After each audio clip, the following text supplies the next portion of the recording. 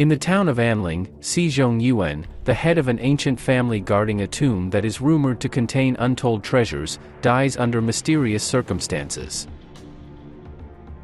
At his funeral comes a reporter named Su Liangshui, who collects for his newspaper folklore stories, and the locals tell him several versions of what happened. In each there are some evil forces present.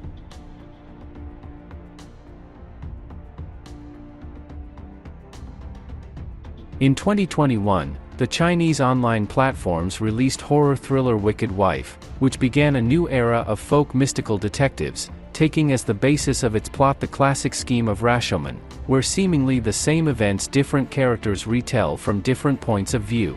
Tomb Guarding Man went to production about the same time, but the movie reached release only 3 years later, when this scheme not only lost novelty, but was compromised by a bunch of not the most successful horror films. It seems that on the script level, Tomb Guarding Man must have looked quite promising. The movie is divided into several chapters, in each of which something different comes to the forefront.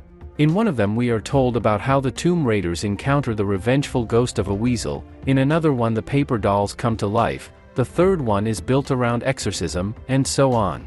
But all of this, unfortunately, ultimately works nowhere near as great as one might have hoped. The primary problem is the budget, which seems to have been trimmed a bit at some point, so it doesn't look as spectacular as it could, and the same Wicked Wife looks much more spectacular than Tomb Guarding Man, visually expressive and inventive. Secondly, the movie is not as complete as Wicked Wife. Its authors obviously first came up with the final story, which the characters will eventually put together like a puzzle, and then just added to its segments with fantasies that exist as if on their own. Thirdly, there are questions about Tao Yuan's direction. The director is quite experienced, his filmography includes more than a dozen films for Chinese online distribution, but there are no truly outstanding ones among them, and in general he has certain problems with the mastery of suspense and the creation of tension and creepy atmosphere. He seems to have the craft, but either he doesn't like the genre very much, or he doesn't respect what he's doing too much. He practices his horror techniques half-heartedly, for the sake of a check mark.